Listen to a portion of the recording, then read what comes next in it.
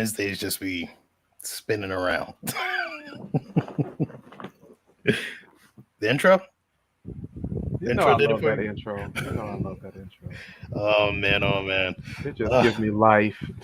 Yeah, it's a dope intro. It's a dope intro. Just look forward to Wednesdays now. Not that I didn't before, but still, you know. Yeah, I feel that. Like it just feels like they're just like shooting by. It's like we just did a show and here it is. Yeah. It must be that hump day thing, you know. This is show number 6. Yeah. Which is Damn. crazy. Already. Which is crazy. Yeah. Almost at show number 10. Yeah. We're close. We're close. Dang, We're almost there. Already. Oh my gosh. Already, which is crazy. I mean, you see what consistency does? Yeah. That's what I love about it. That's what I'm learning. Gotta be consistent. Gotta be consistent. Like if you want to do something, I'm a prime believer in, and you know this, Scorpio, because we've talked. I'm a prime believer in researching something about it. Right. A lot of people have this idea: if you want to do something, just do it, and I get that, right? I get learning from your mistakes. I get trying it and seeing what happens and seeing what works. Yeah. Fully understand that. I personally, the type of person I am, I can't do that. I can't just, you know what? I'm gonna start a podcast. Let me just buy this microphone and get up here and not know what I'm doing. Like, nah, I got all this. Yeah, for sake of money and don't know what you're doing. Exactly. Like I gotta watch some podcasters, see what they're doing. You know, if I know any, talk to them. Read a book, or at least skim a book, cliff note, or at least ask some questions of people that already have a podcast. You know, the ins and outs, advantages and disadvantages. Yep. You know, things like that. You have to do that. Don't just jump and do stuff like that. Exactly. Exactly. So, but tonight we got a dope show for everyone. Yes, we do, and we hope that you're ready.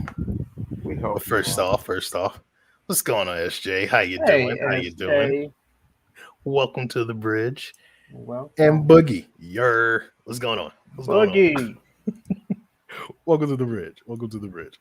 All right, so tonight on the show we have Jon from Encased Comics. Yes. Earlier, I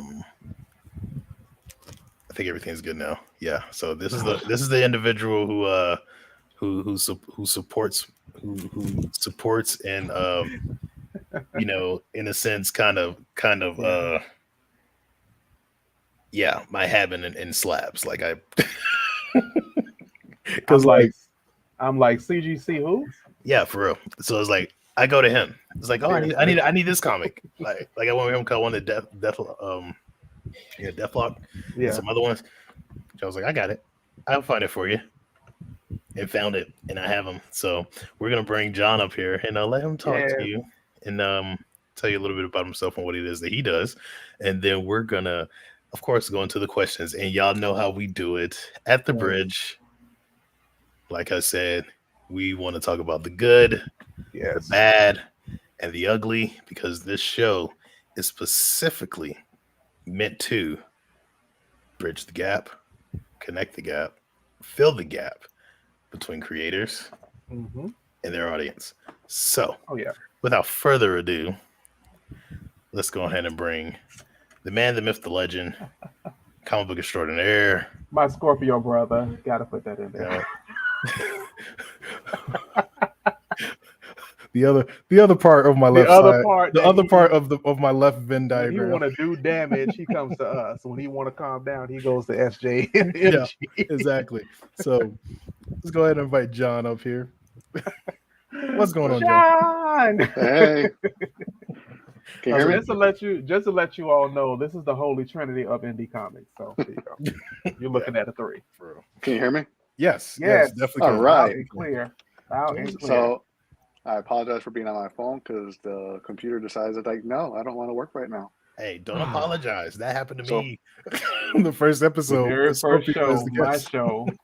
I said, forget your podcast, forget the show tonight. For I know, I fully understand. Do you have a Mac by chance? Like, no, I got a PC. Yes. So we're 1 for 1 now. The Mac did it. Now the PC did it. So there we go. We're 1 for 1. Dang. Dog, that sucks. Technology can be a bitch sometimes. Oh, John. Yep. You got a customer, SJ. SJ. Find me Catwoman, Guardian of Gotham. All right, screenshotted it and saving it. Look, literally, SJ, give him about a couple of weeks. You're gonna be in your DMs, say, SJ, I got it. Hey, it actually took me a year to find one of the books they were looking for. Oh wow! I should have came to you for my Wonder Woman, the first appearance of Nubia, but I just so happened to find that on Macari. That was a good one. I was looking for that for myself for a while, and then they're kind of like, I think I'll wait. Yeah, it was the only one on Macari, and I snatched it for $98. Don't blame me. How's it look? $98. Oh, it's older. It's a little beat up, but I say it's like about a good 8.8 or at least a 9. Yeah. There's some things that I got to get from you too, though. To be honest, like I'm actually gonna sit down, start thinking of stuff because I do want to get the. Actually, Scorpio, you already sent me some of the amalgams, I believe. Yeah. So there's a lot. I want to collect that entire run. If I'm being honest. Yeah. I want to collect that entire run, only because of sentimental values. Because even though I was given comics as a kid, the first one that I brought myself was a JLX book. So it's like that emotional attachment to it. So I'm just like, you know what? I'm an adult now. Why not collect that whole run of cheese? Because it's cheesy. It's good, but it's cheesy. Let's be real. Wouldn't that be crazy if they actually, because they had actually posted the one where it's Wolverine and Batman together. Mm-hmm. And they were like, they have been talking about that one. I was like, that would be crazy if they actually make that into like a movie. No, which I doubt they will. But. There was I think it was a Dark Claw. Yeah, the Dark Claw. Yeah, that's right. Yep. Hey, we got our first viewer on Twitch. Speaking of everyone, tonight is the first time that we're actually going to be streaming on Twitch. It's probably going to be a mainstay. So we're going to be on YouTube, Facebook, and Twitch. So if you have any of those outlets, you can find us up there on Wednesday night. But yeah, John, now that we started putting out our list of demands. Let's go. You can't refuse. Let's go ahead and tell the folks a little bit about you, what it is that you do, and so on and so forth. And then, all right. So name's John Velez. By day I work for a school. By night I work in Encased Comics and Maverick Distribution. Quite literally a superhero. Literally. So Scorpio gave me a nice idea for a TikTok reel because I'm now on TikTok. Yay! Yeah. So TikTok is fun when you get used to it, but you got to get used to it. Yeah. We're getting used to part. So it's fun to watch the funny videos, but So I started Encased Comics back in 2020. Okay. Literally started. I filed the paperwork, got all LLC in February 2020, and boom, March 2020. We all know what happened there. COVID-19 hit. So started a business in the middle of a pandemic, trying to figure out how to function. Mind you, it's all started out of my own pocket, selling parts of my own collection. So nice little bootstrapping there, and started off just selling graded comics. Graded comics, and then started to just focus on characters of diverse backgrounds, like Static, Megaton, Black Lightning, Spawn. Yeah, I know, right? So all this, so John Stewart, Green Lantern. So I really want to. My initial niche was just to do graded comics. Yeah. But with the pandemic and everything happening, that kind of changed. Started, diving in a little bit more with the indie, supporting Kickstarters, started bringing some of those books to the online shop, and then started establishing, my accounts with Diamond and all the distributors because of, comic book stores were closed. Yeah. I was an online shop. I technically never closed. So I did what I can to try and help people as best I can. And met some great creators, some great people, and then a couple of us got talking about distribution and the challenges of distributing, but the need for it, especially for the indie creator. Yeah. So which is something that's so that's actually surprisingly been a year that did start. Was it the best year in the world? No. Was it a learning experience? Absolutely. And will year 2 be better? Of course. Oh yeah. Of course. I feel that. I know for me in 20, like I had already sold my first book in 2016, so I was like selling and building, and then in 2020 I was like, this is gonna be the year. I have 5 cons lined up for the summer. I was just gonna be touring cons, and then of course COVID and people not knowing how to cover their mouth. Oh yeah, so or wash their ass. Yeah, so then here we are. Yeah, 2022.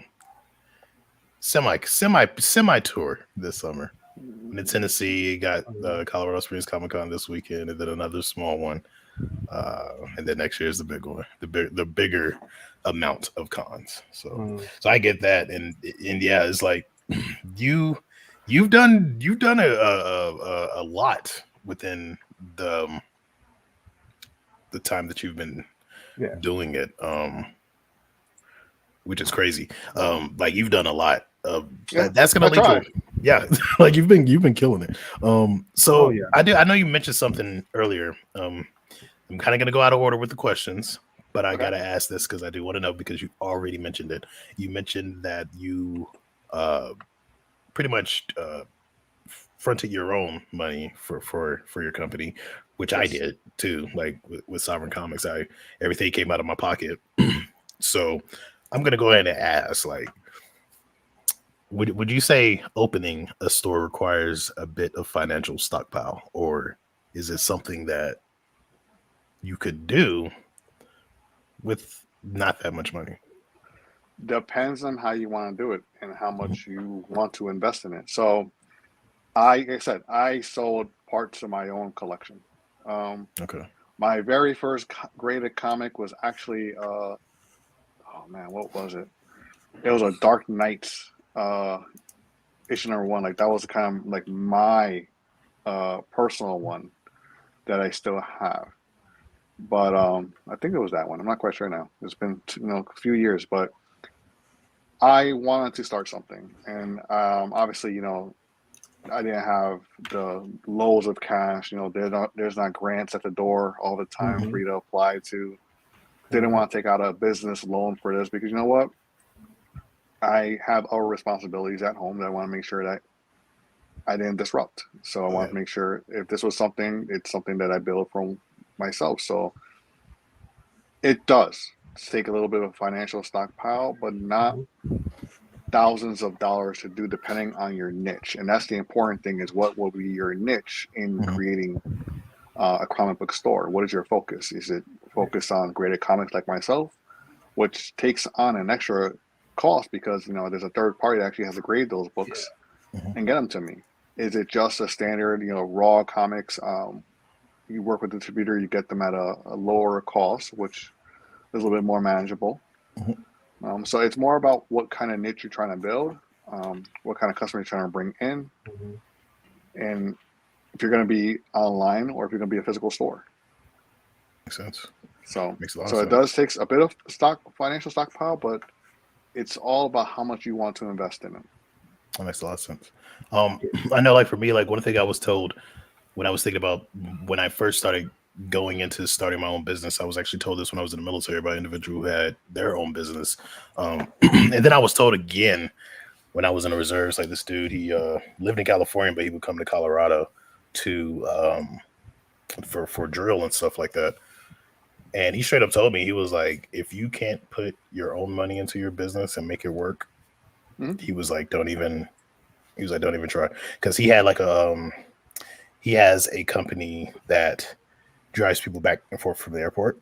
So he does that, which I'm guessing in California, that's a kind of a big deal, because I heard the traffic for LAX is insane. So, so that's what he does. And he told me straight up, he was like, I started with one van, got money from that, bought the next one, got money from that, bought the next one. He was like, and I did everything out of my pocket. He was like, I did it all with no loans.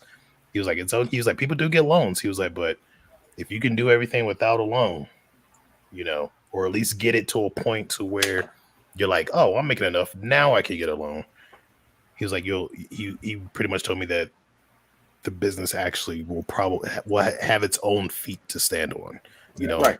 And that's what I noticed with some folks who start a business, and everybody has their different ways. So folks that are listening, I am not saying your way is wrong. Everyone has their different ways, and that's just the information that was given to me by somebody who owned a business.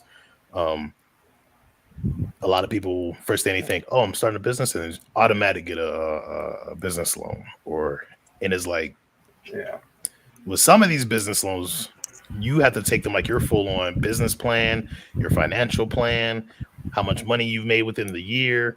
But then you have the other business loans. It's like, oh, you're a brand new business. Okay, we can get you $250,000. Yeah, and you know, and then there's like, but the APR on it is so. And they're not going to tell you about the interest. That's the part about it. They're not going to mention the interest. And so the whole thing about when they're going to get a loan, that is very true. Because before because I'm actually going to start buying soon before this year ends too.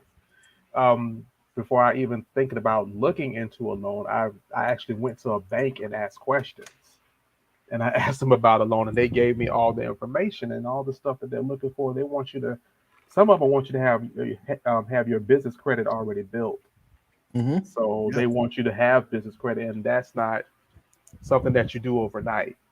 So, and I will say this: if you are planning on getting a loan, and I know this may sound crazy to some folks because they might be like, well, why would I go with them?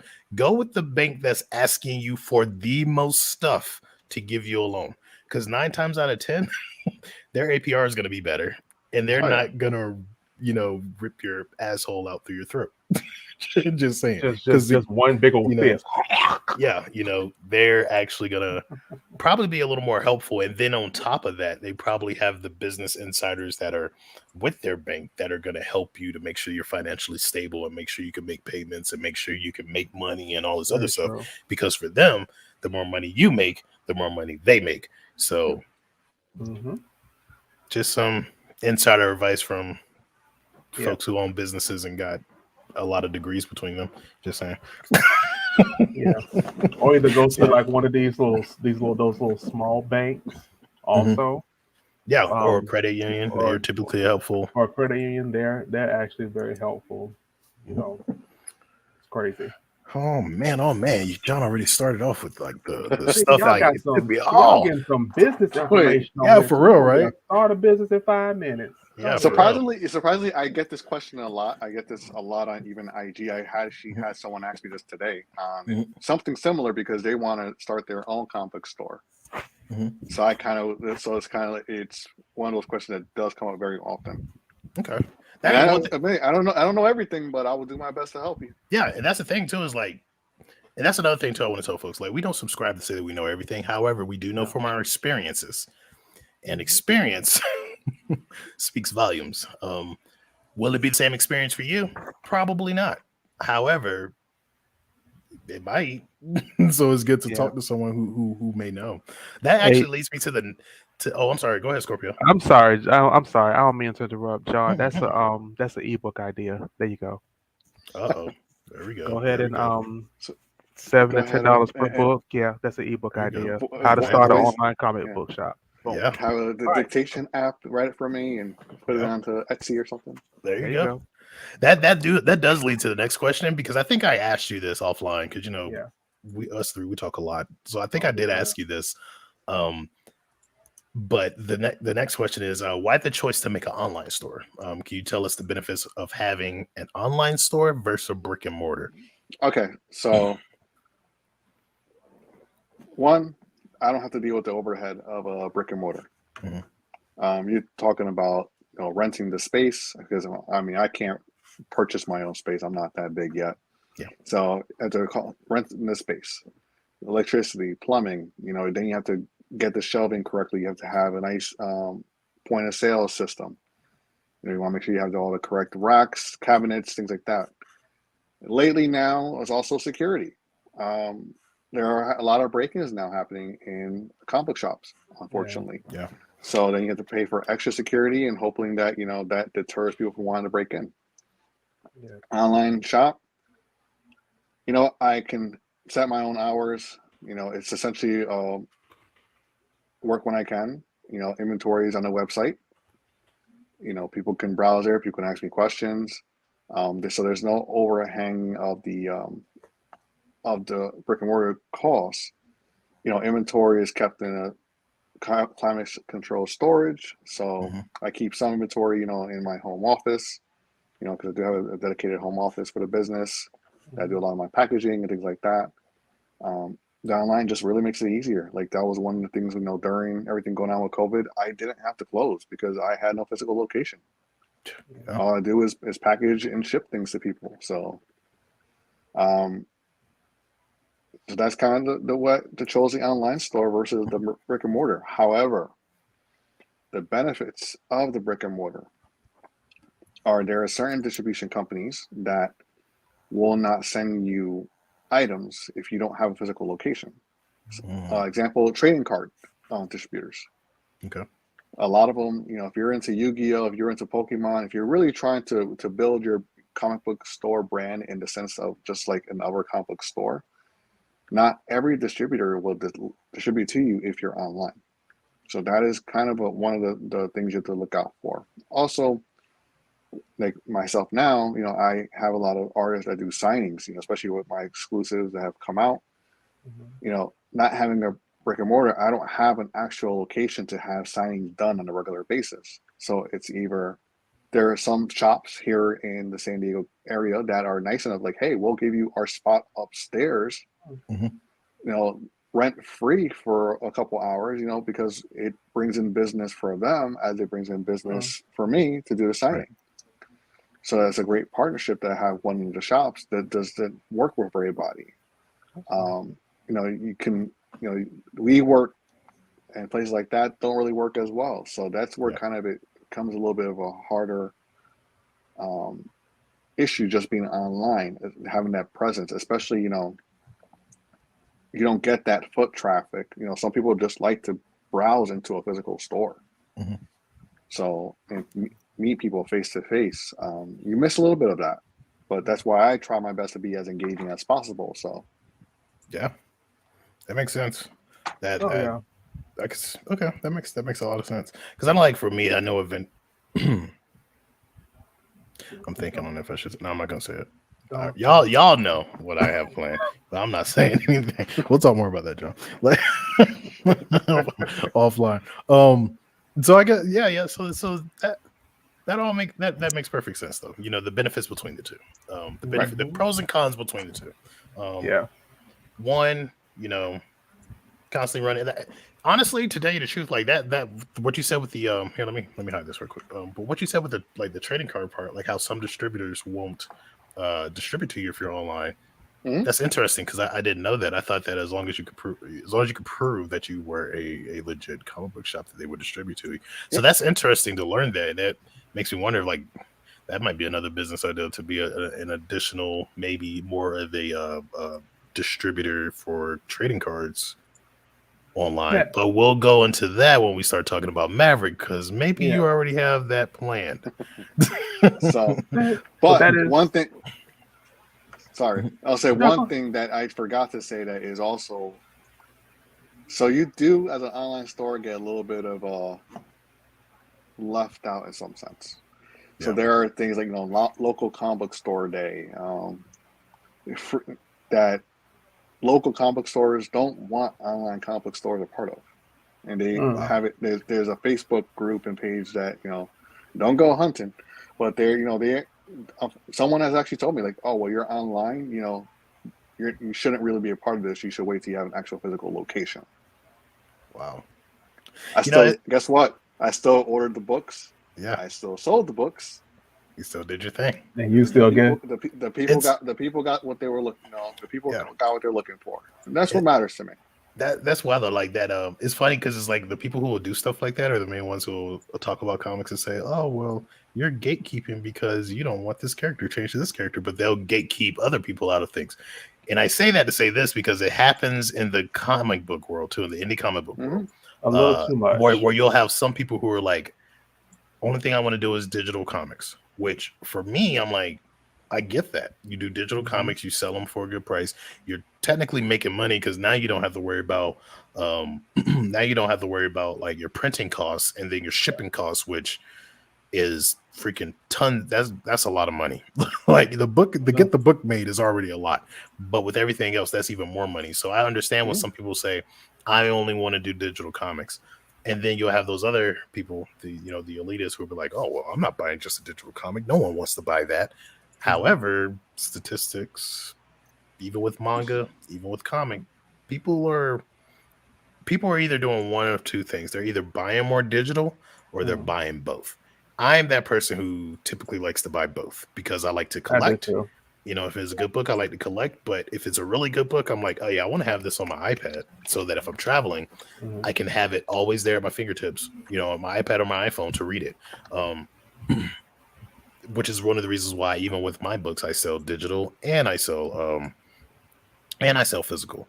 But it's funny you mentioned that even in the stores where you have like some of these local comic book shops where they're losing money and having to close, whereas like you can, I don't know, team up with someone that's online to work out some type of deal where they could sell your books through them or what have you. If you're having, there's so much stuff that could be done with folks work together rather than trying to keep folks out. But that's probably a whole other show. That is a whole completely other show. There's so much competition now, and I think the people that are in the brick and mortar are feeling like they know that it's going toward that part where they're losing stores and everything is going online.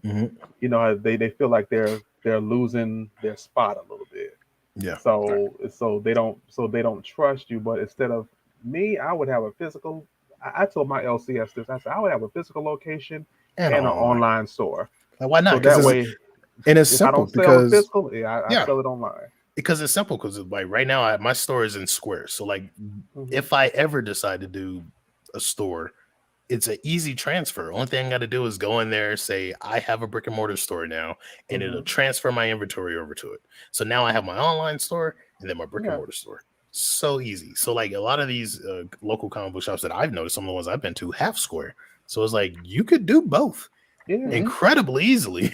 Like only thing you have to do, you got the inventory right there. Only thing you got to do is make the online store, and bam, now you're selling online and you have a brick and mortar. Like it's not difficult, but I guess for some it may be, But like I said, in that same vein, that is something, instead of them pushing out the online sellers, they could probably ask the online sellers like, hey, how do you do this? And create some type of, camaraderie between each other. Correct. To where they can learn, you can learn, and y'all can work together, So it's weird that people would rather just push folks out, It's all about bridging the gap. Y'all. Because, exactly. Bridging Nice way to throw in the slogan there, Scorpio. It's all about, we're supposed to be a community, but also, you are a business, and some people look at it as, well, if I help this person succeed, they're going to get ahead of me. That's just less business for me. And you know what I call those business people? I call those business people that think like that. Those are the hustlers. Those are the ones who didn't take a business class, because the first thing you learn in business class is that every business helps each other. Quite literally, every business is working with each other. That's why when I hear people say, well, Apple sucks because they use the Samsung screen, it's like, and Samsung was using their freaking microchips, so it's like they all help each other.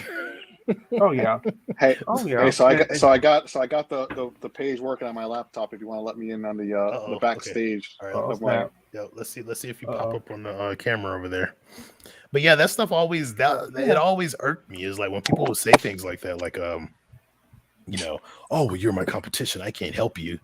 And it's like, you do know that Marvel has bailed out DC has bailed out Marvel so many times. Exactly. Like Steve Jobs is the reason why Disney brought freaking Marvel, which bailed them out because they tried to sell to Apple. And Steve was like, I don't know anything about comics, and went to, I forget who the guy who was running Disney at the time, but went to him and was like, hey, and then bam, there you go. Now we have one of the greatest, I would say, probably interconnected cinematic universe. Yeah, I would say probably the greatest, because I don't think anything tops that right now as far as like what they got going on. But all because of people working together. Now, can you imagine if they would have been like, I don't know comics. Get out of my face. We wouldn't have Marvel anymore, or DC will own them because they were about to buy them. But no one researches that. Yeah, and you can't look at it that way as if you're going to get ahead of me, because I always remember what I do. You're not going to do the same thing. Exactly. We may not sell the comic the same way. My skills may be completely different from yours. Prime example. What you just said right there, Scorpio, which is perfect. Like whenever I named this show The Bridge, right? I knew there was probably other shows called The Bridge. Yeah. But do you know there's I've seen right now at least 10 shows called The Bridge. Yeah. And each one of us talks about something different. Yeah. And so you're not, unless you're copying a person and following them and trying to be their carbon copy and vice versa, you're not going to do the same thing. Your stories aren't going to be the same. Your marketing isn't going to be the same. Your branding isn't going to be the same. The way you build communities isn't going to be the same. It's all going to be different. So to me, it's kind of but to me, it's kind of narrow-minded for him. But like, oh, I can't help you because we're rivals. We're going against each other. It's like. Yep, that's not how that works, but okay. Yeah, I've actually had that happen. I've actually had that happen to me when I used to be in the hair industry. For those of y'all know, I used to be a hairstylist also. Okay. I actually asked someone who's been in the business years, I asked them, could they be my mentor? Mm-hmm. First thing came out her mouth was, I don't know. I have to have lunch with you to see what you're all about. I'm like, what do you mean see what I'm all about? I just want you to be my mentor. I'm trying to learn. Mm-hmm. I don't want what you have, because I do something completely different from what you do. Mm-hmm. And she just flat out says she don't. And come to think of it, I guess she thought I was hitting on her. No, you're a married woman with kids. What I'm going to do with you? The last thing I need is more heartache and heartburn and a headache. I don't need neither one of those. The Triple H, heartache, heartburn, and a headache. I cannot take heartburn. Yes. Oh man. You give me gas. Damn. The flagellant kind. Damn. Yes. The kind that stays in the couch when you leave. Stays in the couch. You cannot lay your head there because it's stained. 2 weeks later, it's still there. The crimson stain, as they say in that song. Oh man. So yeah, you can't do it. So that's why I love being around people that they don't see me as competition, because I'm. Mm-hmm. If you ask me, who are you competing with? I'm like, I don't know who's out there. I don't care. I'm too busy concerned about what's going on in my little dimension. I was told I was arrogant because of that. Because someone asked me, like, who's your competitors? I was like, myself. And someone called me arrogant. I was like, no, like seriously, I compete with myself. Like my goal is I want to do more today than I did yesterday. And as long as I keep that mindset, I was constantly grow. However, if I start thinking of the other comic book creators, the other indie book comic book creators, start trying to chase Marvel and DC and stuff like that, could I push forward and get big? Yeah, there's a possibility. But that's a very small possibility. It's just like, even if you notice, folks who make it into professional sports, they might get there. Like they might be like, oh, well, I was inspired by Jordan. So they might copy some of the stuff that Jordan did, or I'm inspired by Kobe or LeBron, and they might copy some of the stuff. However, once they get there, they have to find their own way of doing things in order to stay there. So that's the reason why I say with myself is like, I might look at you like, oh, that's inspiring, but I'm still trying to beat me what I did yesterday. If I wrote a script yesterday, cool, believe I'm trying to write a script and a half today. Because I want to do better today than what I did yesterday. And a lot of people, like, once you start getting on that, everybody's my competition, you're gonna have some issues. I don't even know if I even have anyone that's competing with me, because I don't care. There's that too. Honestly, I don't care, because I'm too oh gosh, what is his name? Johnny, you still having issues? Can you hear us? John, you still there? Yeah, I can hear you guys now. So okay.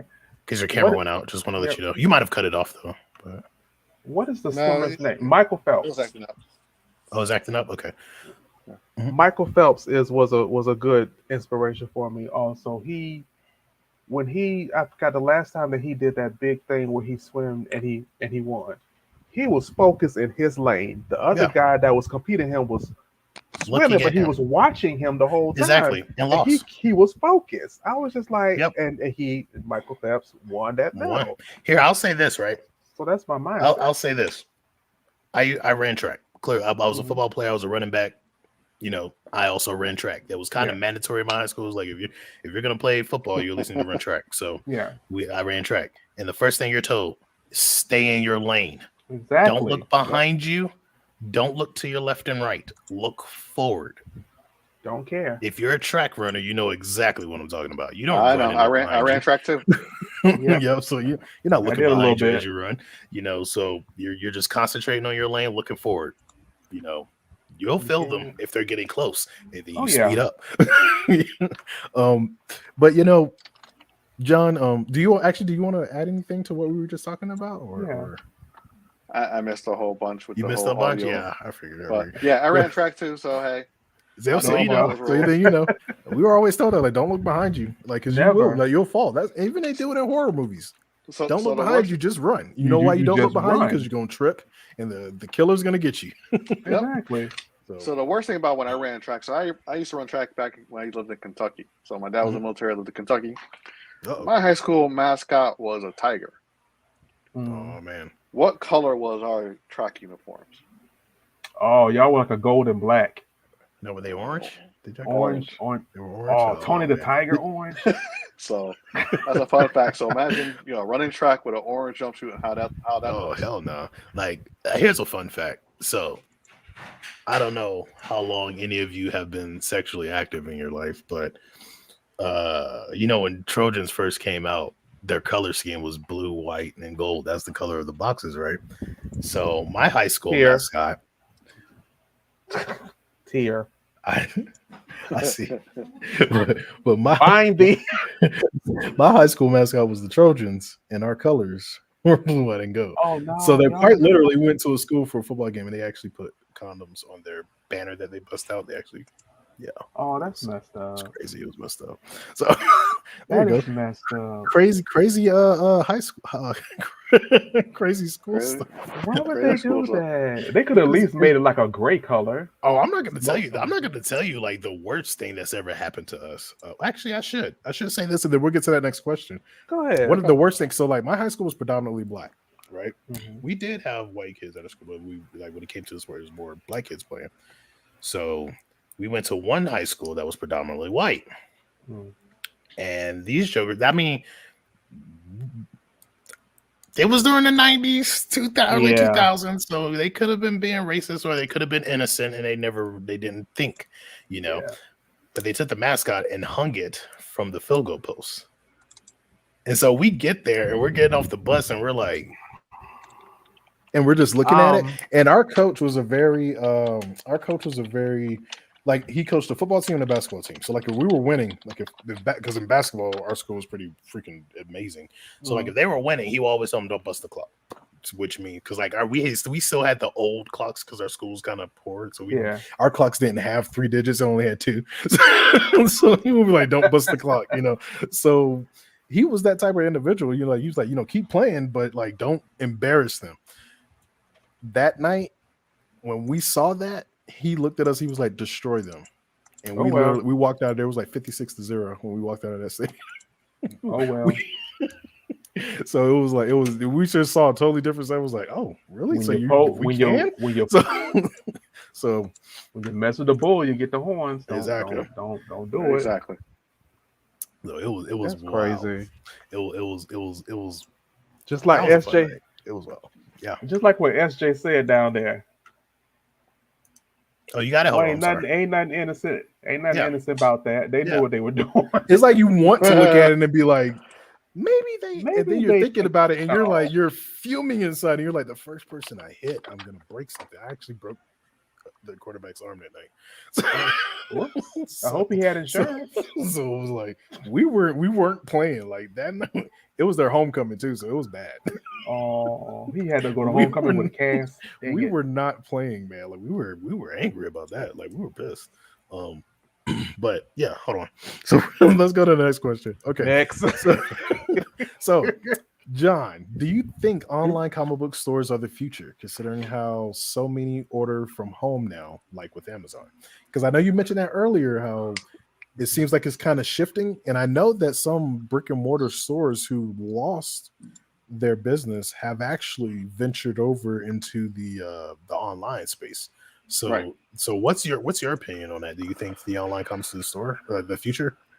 I don't think it's gonna be the future.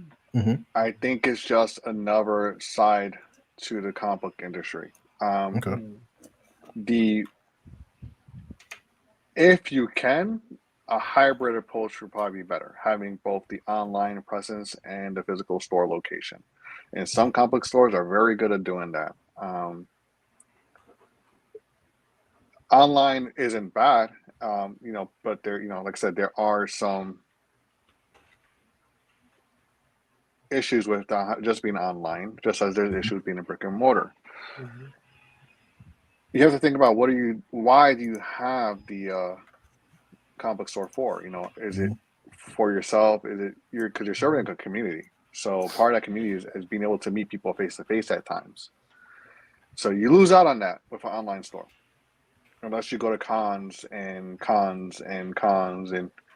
live sales on IG and things like that, have a very strong social presence. So I don't think it's the way of the future. I just think that it's just another tool that can be used to reach customers that you normally wouldn't reach. Just like there's comic book stores that surprisingly don't have a website. Yeah, and that's odd considering Mine doesn't. So the year it is. Yeah. So it's just another way of reaching people. Yeah, because right now you can get a Wix. Is it Wix? I think they still do free sites. Yep, they do free sites. And Google actually has a way that you can create a whole I website just found out about that actually. I just found that out on Instagram. There's under your where your pictures and stuff are, where your documents and things like that. There's a way you can click and it'll create you a logo, a website, all for free. Oh wow! I got to do that for I got to do that for my personal stuff then. Because I need a personal website. I don't have one. I think it's actually for personal. Is it? Okay. Yeah, but you can create a business page also too. I mean, I would do it for more like a blog type thing for me. But yeah, that's the way too. But yeah, now you say that it's not the future, John. But question: do you see? Like I know the whole NFT thing has gone a little dormant. It's gone a little cold, which I think is in a little. But see, the thing with that though, I still wouldn't sleep on it because remember, Bitcoin went quiet, and then when it came back with a freaking vengeance. But yeah, I'm sorry. So do you think that it's because I've tried to get some covers off VV. I can't stand y'all. Y'all letting all them doggone bots snatch all the stuff so quickly. I know I bought that doggone Monica Rambo cover. I don't care what no one says, but it says it was not there. But anywho, do you think that whole comic book, do you think that the comic books are gonna, the digital comic books, can they become NFTs, like the whole comic book be a whole NFT? Well, surprisingly the NFTs, if you are able to get them on Veve, they actually allow you to read the comic book there. So there's a market for the digital comics. There's a market for Veve. Will it be everybody's go-to? No. You still have physical libraries. You still go to, if you grew up like I did, you still know the Dewey Decimal System and can find a book in there if you need to. Yeah. But you can easily access those books on an e-reader or things like that. So, but it's sometimes just the feel of having it in your hands, the smell of the paper, the texture of the book. Online is good for certain things, but for those kind of things, you miss out on it. Yeah. Just also too, I wear contacts and glasses. After a while, reading too much on these small phones, iPads, computers, they do damage to your eyes. So spending all that time reading a digital comic book it's not always gonna be great for your health in the long run. So yeah, correct. But there's no harm in reading a physical comic book except for a paper cut. That's it. That is it. crazy. But I think that's gonna grow a little more. I mean, it's going a little quiet now, but of course that was mentioned months ago that was going to happen. But it says, while it's quiet, go ahead and buy all that you can, because when it wakes back up, then it's going to be, crazy. And that's the reason why I was looking into stuff, and that's the reason why, and y'all heard it here first, the 7 folks that are watching it, I am actually about to start really getting the Soulverse NFTs and stuff done. And of course I'm a branded Soulverse NFTs, so it doesn't get confused with anything else. And I'm gonna start getting them done. Because by the time they explode again, who knows where Sovereign Comics is gonna be at. And then if you have like the original cover of Cypher Team issue 1 as an NFT with Kunoichi on the front. Yeah, with Kunoichi on it. You can't even buy that comic anymore, but you have the NFT, so it's like what would that look like? I remember mentioning though, like I was talking to one of my old co-workers, and he's real big into NFTs. And we were just talking and stuff, and I told him, I was like, yeah, I noticed that it's going quiet a little bit. I was like, but in the same vein, I remember Bitcoin did the same exact thing. Because you remember when Bitcoin first started out, just like with NFTs, like how NFTs started out, everybody's making their own, making their own NFTs, finding out the ways to get them on the system, so on and so forth. And when Bitcoin first came out, you had to mine them. You had to have the type of computer with the correct processing power in order to solve these equations so that you can mine and get half coins and so on and so forth. So, but now you can just buy them. And that's the thing.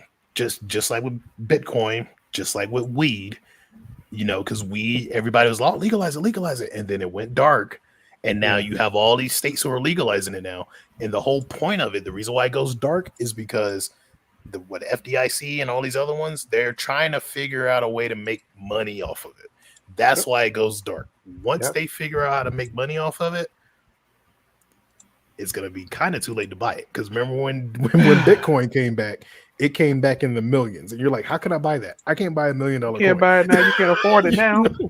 So it's like, but the reason why you can get a partial. Yeah, you can get a partial of it, like a little piece of it. Like if you take a piece of paper and you rip the bottom corner off, like not even the nice corner size, just a little, they get a freaking fingernail clipper and just clip a corner off. That's all you can buy now. Whereas if you would have got on the game when everybody said it was dumb, and I don't trust that. That's dumb. What if they take our money? All these hackers, blah, blah, blah. Everybody who had their Bitcoin then, who mined it and kept it, those are the ones that you're seeing now making videos talking about, I can make you a millionaire in 3 days. No, you can't. You got Bitcoin back in the early 2000s. Do not lie. That's crazy. You're sitting on millions from Bitcoin. Let's stop. You are. So yeah, that's the reason why I have plans with the Soulverse NFT stuff and everything like that. Because when it comes back, it's coming back with a vengeance. So, so John, the next thing we want to do, because there's some other questions that I'm gonna, because I think you already answered this one, which was actually did you? Yeah, what made you decide to open a comic shop? I don't think you answered that. I thought you might have, but I don't think you did.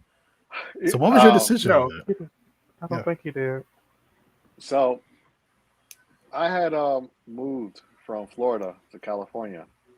Oh. And at the time it was I was looking for work, and I was trying to help out as best I can. I left my job, and so I wanted to find a way to bring in a little bit more money. I was selling comic books on eBay, and I was doing pretty decent with that. But then it's like, but I couldn't. I was spending cover price or more for some of these comic books that I was selling, and I knew a way to cut the cost was opening my own comic book store. Okay. And I am going, but I was like, and I started really getting into the graded comics at that point. For I had one for myself. I'm gonna name drop. I'm gonna name drop right now too, because So I was looking online, and so my old comic store in Fresno is Legends Comics. That's where I bought my very first graded comic book from. and I actually gifted that to my dad recently too. So nice.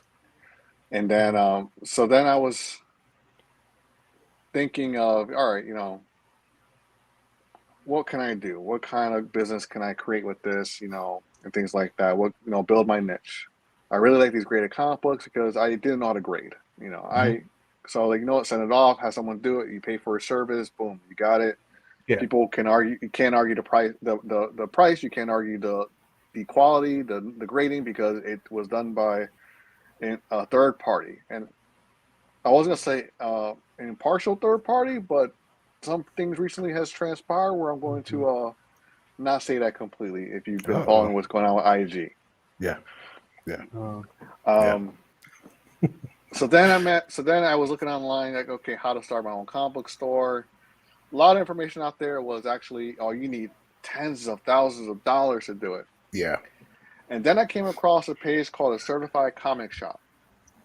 Owner's name is Jason, and he actually outlined how he started his comic book store. Mm-hmm. Okay. And it's actually, his specialty was graded comics. Okay.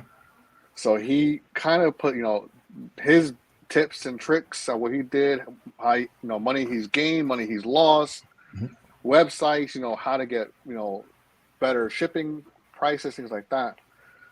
So when I saw that it was something I can do, it was something to help bring in some revenue into the house, I went for it. Okay. So it was, and so it started off to kind of, help the family, do my part. And then, I work full time at a college. I said, but you know what? Now it's still having that extra income, but also just meeting new people and, being engaging. Like even today, if you see me doing my little reels of my $5 pulls, Scorpio, thank you for joining my show yesterday. Mm-hmm. People like, you're taking a loss on those books. Yeah. Some of it, yes, I am. But guess I'm having fun. Yeah. Not to mention I'm engaging people. Not to mention you're getting customers. You're bringing in new people, and and I think if I'm not mistaken, I think that's how I became one of your customers. I think you did I think one of the first books I bought from you, I think it was like an auction or something. But I know you lowered the price of the gradeds, and I ended up buying one of them. I think it was the first one that I think I bought from you was the Black Lightning. I think it was. I think that was the first one I think I bought from you. But then after that, it was over from there. So I'm just sort of like I'm almost done collecting the Tier new. Fucked up. Yep. And I think I'm almost done collecting the graded milestone, like the first generation milestone, not the new ones. I think I just need Blood Syndicate. And maybe one. Do you have the Worlds Collide? Yes, you got that for me. I think I actually have the comic. I think I have the comic and the graded. I gotta look again because it's over in my graded box, but I'm pretty sure I have the comic and the graded, the Worlds Collide. So, but yeah, like a lot of people don't do that too, like the free stuff, right? Like usually whenever I go to cons, if a kid comes by, I always get free stickers, things like that. And then like I did free comic book day, and even though I wanted to sell comics, I was like, I want something to have free, which I'm actually going to start back. I'm going to recreate these so that when people come to the cons or they come to my booth, and if they do want something, maybe they already spent everything they had because, my table was the last table they came to in the evening and they already went to the other tables and they spent everything, but they are curious and like, oh, wow, I wish I can get one. But what I did for free comic book day is I made like a magazine sized comic. Yes. And it just had like the first 4 pages from every book that I had out at that time, or not the first 4, but 4 pages that would show some type of intrigue. You always want to catch them with the intrigue and the action. So I picked like those 4 pages and put them in there and had this magazine. And so like literally I'm doing free comic book day in front of one of the comic shops here in Colorado Springs, and people would get that for free. Yeah. Be flipping through it, go into the store, flipping through it, and they'll come right back out and be like, do you have any more of these? And they'll like either point to Stars or Cypher Team or whatever. I'm like, yeah, I still got some. I want to buy that.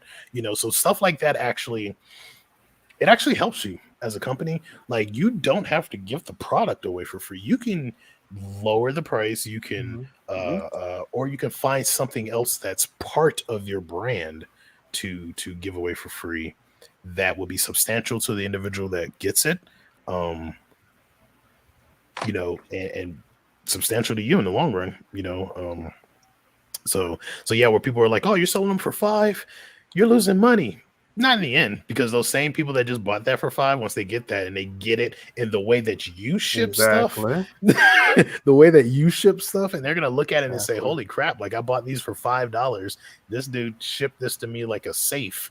You know, there's nothing wrong with it. Everything's working. There's no bent corners. Everything is nice. You know what? I'm gonna go back and buy that graded comic, or I'm gonna go back and buy some more comics, and they're gonna come back and buy them for the regular price. I mean, businesses do it all the time. Walmart tested it with their rollback, and then rollback became so popular that they kept it, and then they started doing price matching. You know, it goes back to what I said. You know, if you're going to start a comic book store or get a comic book business, you have to remember what it is that you went into the business for. Was it just to make money? Then, you know, you can make money. I mean, we've seen, but or you know, making money just for the sake of making money, or making money also engaging the community. Yeah, exactly. Yeah, like I'm okay. Like I'll be, you know, things are going great, things are going good, and you know, progressing, moving forward. So yeah, I, you know, took a couple losses on a couple books, but you know what? In the long run, it made people happy, made customers engaged. They had a good time. You know, I made sales on other books that, you know, I got close to what I was asking for, then that offsets any losses that I have. So sometimes I have days I'm like, you know what? Hey, I'm having a good sale day. Yeah, you know what? I will lower that for like $50 off of a graded book. It's just the day to day. It's like, hey, I have a great day. I'll pass it on to, you know, some people. Exactly. Also, because it comes by also how people engage me as well. Correct. Very true. Correct. Because you know, sometimes that's one thing that I was always taught in business, that sometimes to help get your name out there, you have to do something for free. At least do something for free, or at least give away something, right? Or at least something for the community. You know, let folks know that you're there, so they know that you're there, and then they'll always remember that. Yeah, that brings you customers. Or build your group. You know, So we're going to go on to, there's some other questions in there I want to ask, but we're going to go into this distributor part because I don't know if folks know this, but not only does Jon have his own comic book shop, Jon is also a distributor. He is the proud owner of Maverick Distribution, which is strictly for independent comics to distribute independent comics throughout the United States to stores and stuff like that. So if anybody is in here, for everybody that's still here, your local LCSs, get with them. Yes. Please drop him those names. Oh yes. So that is the other side of Maverick. things. On me. Oh, I froze. About Maverick. Yeah, I froze a little bit. You know, let them know about Maverick. So Maverick right now has 10 publishers under its brand. And right now, so we've had quite a bit of stores sign up, but you know, signups are great. Yeah. But placing orders isn't as high to be, you know, part of it is that, you know, with everything that's been going on, retailers are very apprehensive on bringing in certain books that they're not sure will sell or not because of the way the economy is going. You know, especially the brick and mortars, they have overhead that they have to account for, you know, rent space, you know, lights, plumbing, you know, things like that. So they are very apprehensive to bring in new product, especially when it comes to the indie or small press, because they're just not sure of how well it's going to sell. Exactly. You know, that's one of the things I've learned. That was more recent, you know, but over time, like, you know, they want to see a bigger catalog. They want to see more publishers.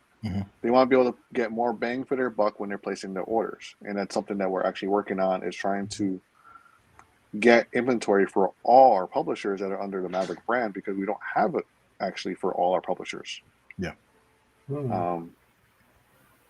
So, and then currently we are looking to change our domain. We're currently on Shopify, and we're looking to maybe change it to a different platform that will be better for our distribution needs.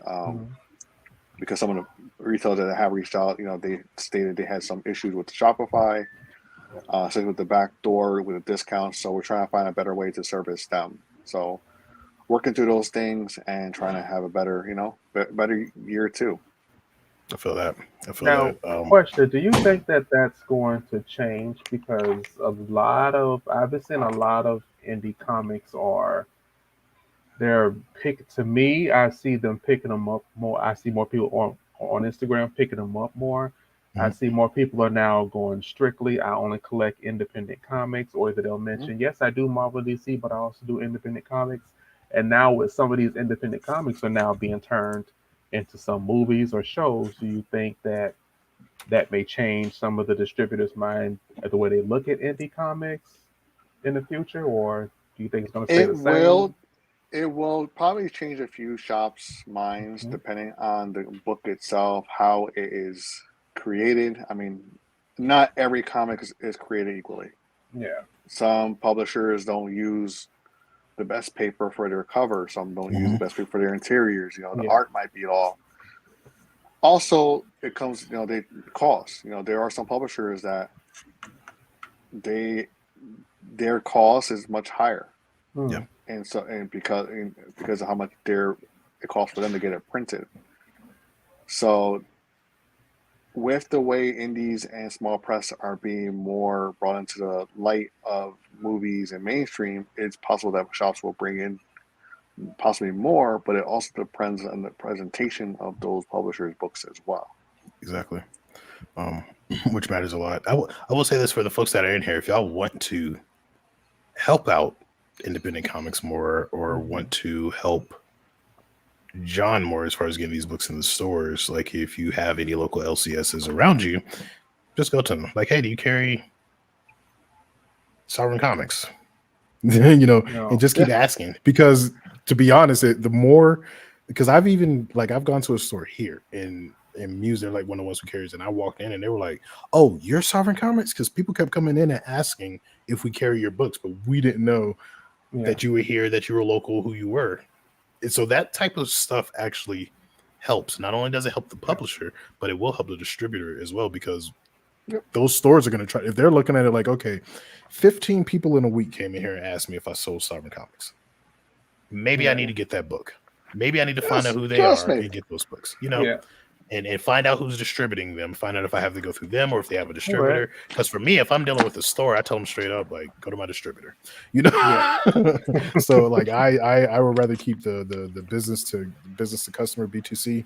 I'd rather keep that, and I let my distributor handle B2B, because sometimes at least from what I've learned myself, when you're dealing with a business, they will try to short you. But if they're dealing with a distributor, they might be like, oh, okay, we'll pay your prices. But when you're doing it yourself, they will try to get over on you as a publisher. So I know I'm sorry. Go ahead, Scorpio. No. I was gonna say, because they know that you want your book in their store. Yeah, exactly. To be seen, so they're gonna say, okay, well, he's desperate, so he's gonna go down a little bit for me. But Ooh. So here's one. I'm gonna put this up here because we did get over an hour because we were talking like we probably honestly to tell you what, John, if you don't mind, I would like to do a part 2 to this. We can do a part 2 to talk more about the distribution side of things and the business side of things, because I know with SJ being in the Bahamas, she's the the international distributor for the Bahamas for Sovereign Comics. And I know she wants to learn a lot more, so she's probably gonna might message you offline, and talk to you more about stuff like that. Good. But I think a part 2 to this would be awesome. I want to show this statement that Will just said, because he mentioned a comic here, Galactic Quest has a pretty big section for their traffic space dedicated to indies. I'm gonna mention you to Kevin over there. Let him know about you. Okay. Yeah, because Will has mentioned Galactic Quest to me before. So yeah, that right there, that would be very helpful. Yeah, that would be. That would help a lot. So yeah, so what we're gonna do, y'all, we're gonna do a part 2 to this. It's probably gonna be later because our slots are full. So it's probably gonna be later in October when part 2 is gonna pop up. And we're gonna strictly leave that just straight up for distribution. Yeah. So if you have any type of distribution questions or anything that you would like to know, even with talking to comic book shops and things of that sort, if you have a product, if you have a book or whatever what have you, that will be the show that you definitely want to get in on and definitely want to listen to. Because honestly, I'm about to put up some questions too. Even though I talk to John a lot, I'm always asking questions. Like all three of us, we're always asking questions from each other. Like that's just how that's how you learn. You gotta ask. You ask the person that knows. You know, and hopefully the person that knows is willing to give that information to you.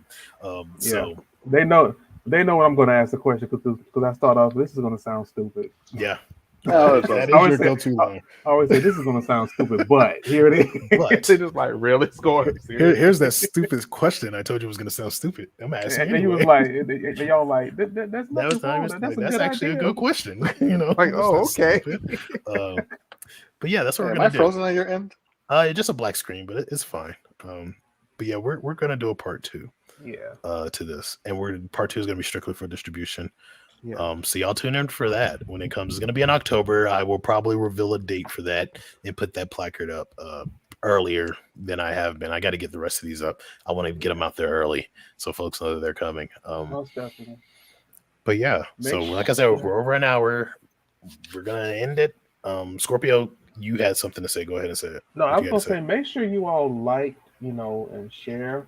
Yes, please do. Stuff. Please do, especially if you're on like my YouTube and when we go live, share it because there's some people that may have questions or may want to get started and stuff like this, or may want to know more about cosplay, may want to, and they have no idea that this is out there and this could open up a door for them, and they can come and get the information, and they have the people right here who they can come and ask and get the things that they need. So please, Twitch, YouTube, Facebook, when you see us go live, please share it. I mean, when we do post it, go ahead and repost it for us. And just so we can get MySpace. Go ahead, put it on MySpace. Put it on MySpace. Oh man! Another thing I'm gonna start doing too, just let you all know before we close it out of here. Another thing I'm gonna start doing too, I'm gonna start doing sound bites. I already have this is episode 6, which is freaking nuts. So I already have this episode and then 5 previous episodes that I got to do sound bites for, and I'm also going to do vid bites for to put on Instagram and stuff like that. So I'll put those out there. Y'all share them if you know, and let folks know so they can see what it is that we talk about, how much fun we have, and all that good stuff. But yeah, we're going to go ahead and end this. But before we end this, I want to let y'all know.